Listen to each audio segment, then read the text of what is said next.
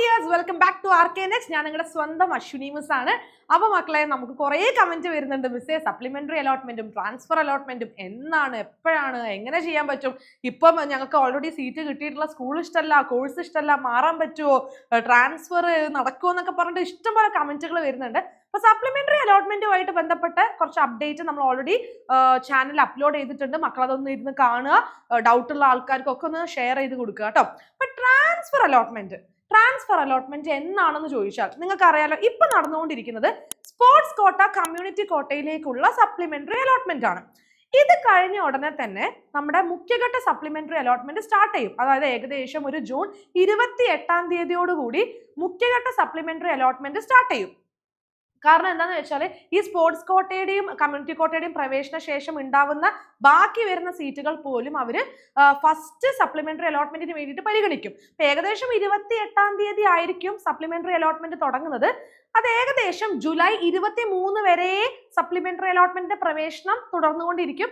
July 23-നായിരിക്കും ഇതിന്റെ allotment അവസാനിക്കുക. അതായത് സപ്ലിമെന്ററി അലോട്ട്മെന്റിന്റെ പ്രവേശനം കംപ്ലീറ്റ് ആയിട്ട് അവസാനിക്കുന്നത് ഏകദേശം ജൂലൈ 23-നായിരിക്കും. അപ്പൊ കഴിഞ്ഞ വർഷം നിങ്ങൾ എടുത്ത് നോക്കിയാലും നിങ്ങൾക്ക് മനസ്സിലാവും, സപ്ലിമെന്ററി അലോട്ട്മെന്റിന് ശേഷമാണ് ട്രാൻസ്ഫർ അലോട്ട്മെന്റ് വരുന്നത്. അപ്പം സപ്ലിമെന്ററി അലോട്ട്മെന്റ് ഏകദേശം ജൂലൈ 23-ന് അവസാനിച്ചാൽ അതിനുശേഷമാണ് നമ്മുടെ ട്രാൻസ്ഫർ അലോട്ട്മെന്റ് തുടങ്ങുന്നത്. ട്രാൻസ്ഫർ അലോട്ട്മെന്റ് അതിനുശേഷം മാത്രമേ നിങ്ങൾ പ്രതീക്ഷിക്കാവൂ കേട്ടോ, അതിന്റെ മുന്നേ ഉണ്ടാവില്ല.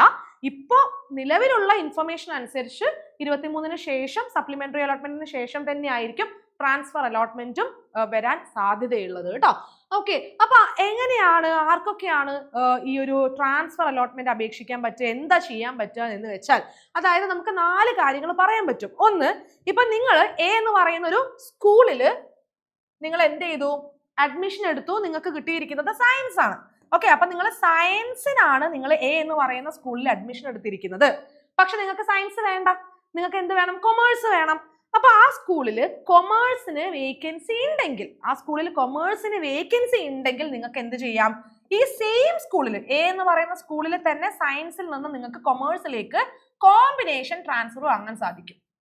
ഓക്കെ, അതായത് കൊമേഴ്സിന് വേക്കൻസി ഉണ്ടെങ്കിൽ നിങ്ങൾക്ക് എന്ത് ചെയ്യാൻ പറ്റും, സയൻസിൽ നിന്ന് കൊമേഴ്സിലേക്ക് നിങ്ങൾക്ക് ഒരു കോമ്പിനേഷൻ ട്രാൻസ്ഫർ നിങ്ങൾക്ക് വാങ്ങാനായിട്ട് സാധിക്കും.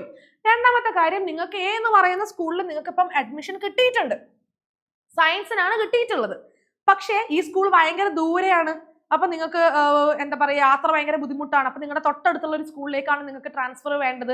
അപ്പൊ ഈ തൊട്ടടുത്തുള്ള സ്കൂളില് നിങ്ങൾക്ക് സെയിം കോഴ്സിനാണ് സീറ്റ് വേണ്ടതെങ്കിൽ തൊട്ടടുത്തുള്ള സ്കൂളിൽ സെയിം കോഴ്സിന് ഒരു വേക്കൻസി ഉണ്ടെന്ന് വിചാരിക്കുക. അപ്പൊ നിങ്ങൾക്ക് എന്ത് ചെയ്യാൻ പറ്റും, ട്രാൻസ്ഫർ കൊടുക്കാൻ പറ്റും. അതായത് ഒരു വേറെ സ്കൂളിലേക്ക്, ബി എന്ന് പറയുന്ന സ്കൂളിലേക്ക് സെയിം കോഴ്സ്, ഇപ്പൊ സയൻസ് ആണെങ്കിൽ സയൻസിലേക്ക് തന്നെ നിങ്ങൾക്ക് ട്രാൻസ്ഫർ വാങ്ങാൻ സാധിക്കും വേക്കൻസി ഉണ്ടെങ്കിൽ. അതായത് തൊട്ടടുത്തുള്ള സ്കൂൾ ആണെങ്കിൽ ആ സ്കൂളില് സയൻസിന് തന്നെ വേക്കൻസി ഉണ്ടെങ്കിൽ നിങ്ങൾക്ക് ട്രാൻസ്ഫർ വാങ്ങാനായിട്ട് സാധിക്കും. അപ്പൊ അവിടെ നിങ്ങൾക്ക് വേറെ സ്കൂളിൽ സെയിം കോഴ്സിലേക്ക് ഒരു ട്രാൻസ്ഫർ അനുവദനീയമാണ്.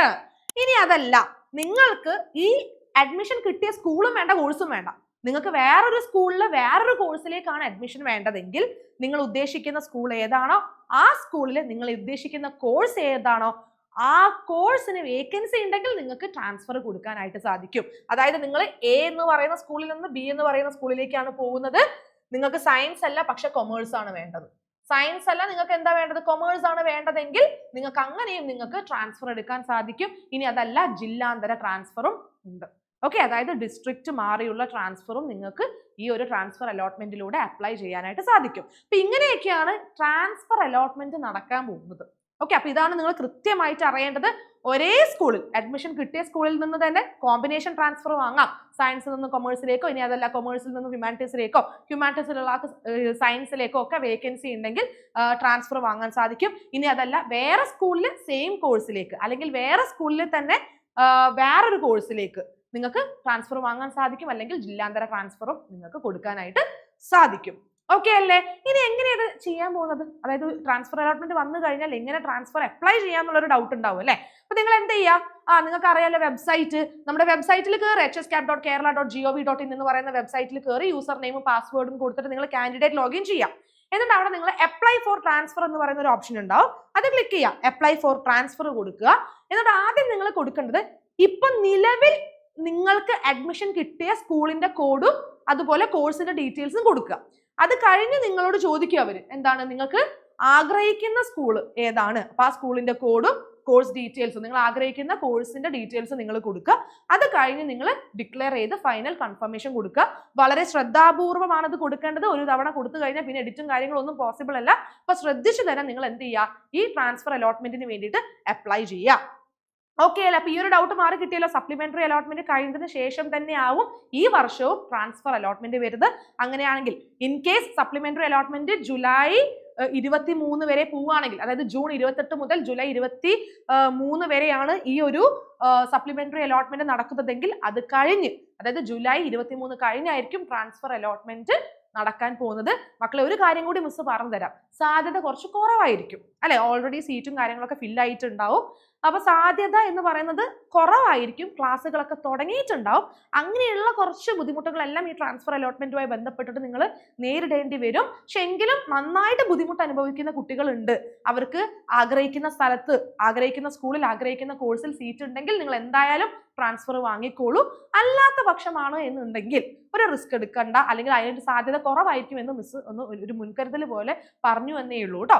ഓക്കെ, അപ്പൊ ഇതുപോലെയുള്ള അപ്ഡേറ്റുകളൊക്കെ നിങ്ങൾക്ക് കറക്റ്റ് ആയിട്ട് കിട്ടണമെങ്കിൽ ഒന്ന് നിങ്ങൾ ചെയ്യേണ്ടത് നമ്മുടെ വാട്സ്ആപ്പ് കമ്മ്യൂണിറ്റിയിൽ ജോയിൻ ചെയ്യാം. മിസ് ഇവിടെ നമ്പർ കൊടുത്തിട്ടുണ്ട്. ഇനി അത് മാത്രമല്ല, ഇതുപോലെയുള്ള അപ്ഡേറ്റ്സ് ഒക്കെ കൃത്യസമയത്ത് നിങ്ങളിലേക്ക് എത്തിച്ചു തരാൻ നമുക്ക് പറ്റുമല്ലോ അല്ലെ. അപ്പൊ നിങ്ങൾ എന്താ ചെയ്യേണ്ടത്, നമ്മളെ ചാനൽ സബ്സ്ക്രൈബ് ചെയ്യുക and also notify me on ചെയ്ത് വെക്കുക കേട്ടോ. ഓക്കെ, കൃത്യസമയത്ത് എല്ലാ അപ്ഡേറ്റ്സും നിങ്ങളിലേക്ക് ഞങ്ങൾ എത്തിച്ചു തരുന്നതായിരിക്കും. ആൻഡ് നിങ്ങളുടെ ഇത്തരത്തിലുള്ള സംശയങ്ങൾ, സപ്ലിമെന്ററി ട്രാൻസ്ഫർ അലോട്ട്മെന്റുമായി ബന്ധപ്പെട്ട സംശയങ്ങൾക്കുള്ള മറുപടിയുമായി നമ്മൾ വരുന്നുണ്ട് അല്ലെ. അപ്പൊ ആ ഒരു ലൈവിന് വേണ്ടിയിട്ട് നിങ്ങൾ എന്ത് ചെയ്യുക, വെയിറ്റ് ചെയ്തിരിക്കുക. നമുക്ക് എന്ത് ചെയ്യാം, ഇനിയും കാണാം. Children by.